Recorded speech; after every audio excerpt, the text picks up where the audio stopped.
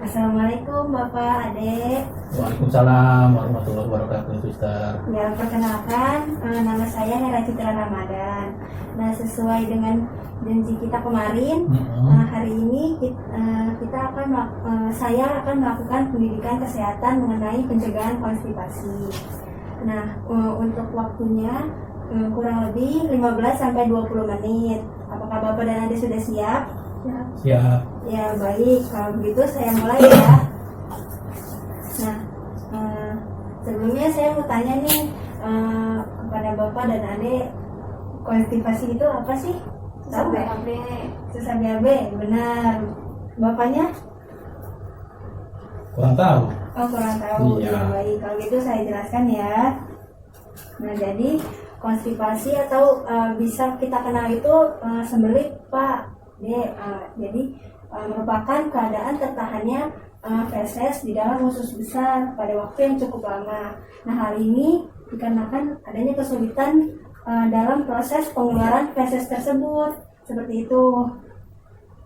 Nah, kemudian penyebab konstipasi ini yaitu terjadi karena si fesesnya ini bergerak terlalu lambat melalui saluran pencernaannya, nah, atau juga tidak bisa dikeluarkan secara efektif. Nah, makanya menyebabkan si fesesnya ini menjadi keras dan kering.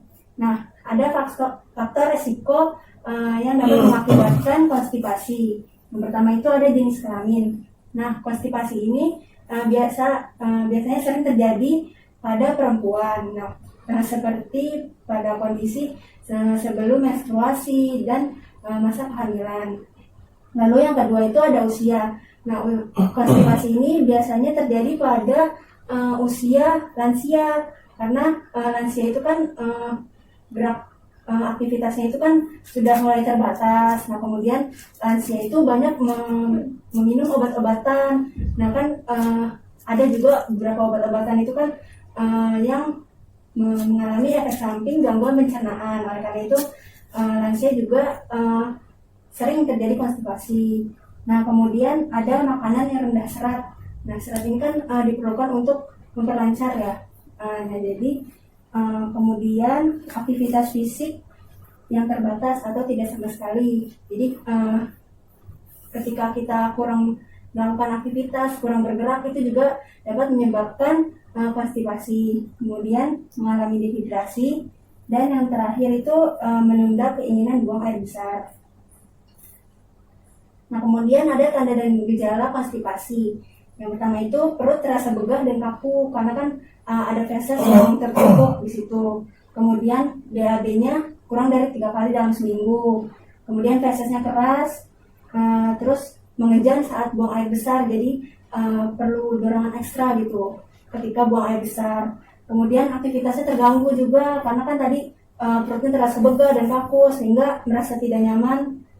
Jadi mengakibatkan aktivitasnya terganggu. Kemudian terasa ada yang tersumbat gitu. Nah, selanjutnya ada akibat dari si konstipasi ini atau komplikasi. Nah, yang pertama itu ada wasir atau yang bisa kita kenal juga ambeien. Nah, jadi pembengkakan pembuluh darah di area anus. Kan kalau misalnya kita mengejan terlalu kuat, itu kan akan menyebabkan pembengkakan pembuluh darah di area anusnya. Kemudian yang kedua ada terjadi goresan di bagian anusnya. Nah, ini terjadi karena si fesesnya itu kan keras dan kering, jadi bergesekan dengan kulit itu jadi iritasi, makanya terjadi luka, bisa terjadi luka seperti itu. Kemudian ada prolaps rektum. Nah, jadi prolaps rektum ini suatu kondisi di mana ada bagian di dinding rektum. Nah, rektum ini tempat penyimpanan feses. Nah, jadi di dinding rektum ini ada bagiannya yang menonjol keluar ke anus. Nah, jadi pada saat kita lihat tuh ada bagian yang menonjol. Nah, kalau misalnya ini tidak ditangani, ini akan mengakibatkan buang air besarnya tidak terkontrol. Nah, makanya harus segera dicek ke dokter seperti itu. Nah, kemudian ada pencegahan konstipasi. Nah, yang pertama ini yang pasti kita harus mengkonsumsi makanan yang berserat tinggi. Nah, untuk contoh makanannya itu seperti ada buah kiwi, buah apel, terus alpukat, kemudian ada jagung, ada sayuran bayam, brokoli, tomat, dan wortel. Nah, makanan yang berserat ini kan, serat itu kan fungsinya itu untuk sebagai nutrisi, sebagai untuk melunakkan si feses ini, sehingga buang air besar itu lancar dengan mudah gitu. Nah, kemudian yang kedua itu cukup minum air putih. Nah, kalau misalnya kita mengalami dehidrasi, kekurangan cairan, itu juga kan akan mengakibatkan si konstipasi ini. Makanya kita juga harus banyak konsumsi air putih agar fesesnya lancar keluarnya, seperti itu. Nah, kemudian olahraga rutin, ini kita harus juga melakukan banyak aktivitas, kita harus banyak bergerak supaya membantu juga fesesnya ini bergerak keluar gitu. Nah, selanjutnya yang keempat itu melakukan manajemen stres yang baik. Nah, karena stres ini juga berpengaruh mengakibatkan konstipasi, maka dari itu kita harus melakukan manajemen stres yang baik. Kemudian tidak menahan buang air besar. Jadi kalau misalnya kita sedang melakukan suatu aktivitas, tiba-tiba terasa perutnya mules, ingin buang air besar, itu segera dilakukan, jangan ditahan. Lalu yang terakhir itu bisa kita coba mengatur jadwal untuk buang air besar secara rutin. Misalnya kita atur mau buang air besar itu di pagi hari, jadi nanti kita rutin melakukan buang air besar itu di pagi hari agar pola buang air besarnya itu bagus, lancar gitu, seperti itu. Nah, kemudian penanganannya jika kita konstipasi nih. Nah, secara umumnya itu bisa dimulai dari diet serat tinggi, jadi makan makanan yang serat tinggi. Kemudian gaya hidupnya ditujukan untuk meningkatkan kecepatan pergerakan feses melalui usus, jadi ya banyak aktivitas seperti itu. Nah, bila itu sudah dilakukan tapi masih tidak tertangani gitu, kita sebaiknya segera periksakan ke rumah sakit atau pelayanan kesehatan terdekat lainnya, seperti itu. Nah, sekian pemaparan dari saya. Apakah Bapak dan adiknya ada yang ingin ditanyakan? Tidak ada. Tidak ada. Kalau begitu, sebagai evaluasi kegiatan yang telah saya lakukan, saya ada beberapa pertanyaan kepada Bapak dan Adik ya. Nah, saya tanya Bapaknya dulu. Nah, tadi saya sudah jelasin konstipasi itu apa. Nah, bisa dijelasin ulang nggak, Pak?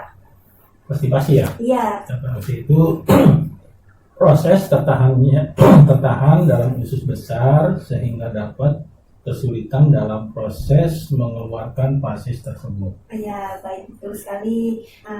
Nah, yang kedua, saya mau tanya adanya nih, penyebab dari konstipasi itu apa sih? Kurang makanan yang mengandung serat, kurang aktivitas, kurang minum air, sama suka dan buang air besar. Ya, bagus sekali. Terus kemudian saya mau tanya lagi sama Bapaknya. Boleh, silakan. Kalau tanda dan gejalanya masih ingat nggak, Pak? Insya Allah masih ingat. Ya, coba sebutin, Pak. Satu, perut terasa begah, Ya, fasesnya keras, ya, BAB kurang 3 kali dalam seminggu, ya, terus aktivitasnya terganggu. ya, bagus sekali. Akibat dari konstipasi itu apa? Wasir, terus anusnya tergores karena feses besar.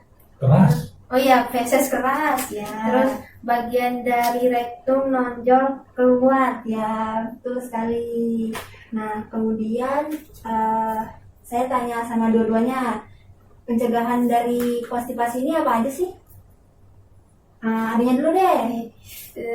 Konsumsi makanan yang ada seratnya. Ya, Minum air putih cukup. ya, Terus olahraga rutin. oke, benar. Terus coba Pak, Bapaknya sebutin lagi. tambahannya ya, Iya, manajemen stres yang baik, ya, tidak menahan BAP, ya. terus mengatur jadwal BAB secara rutin. Ya, betul sekali. Nah, jadi sudah baik sekali ya Bapak dan Adik sudah mengerti penjelasan dari saya. Kalau gitu saya berterima kasih sekali sudah diberikan waktunya oleh Bapak dan Adik. Nah kalau begitu saya permisi dulu ya karena sudah selesai. Terima kasih untuk waktunya sekali lagi. Permisi, assalamualaikum. Salam kembali, Ya. Suster.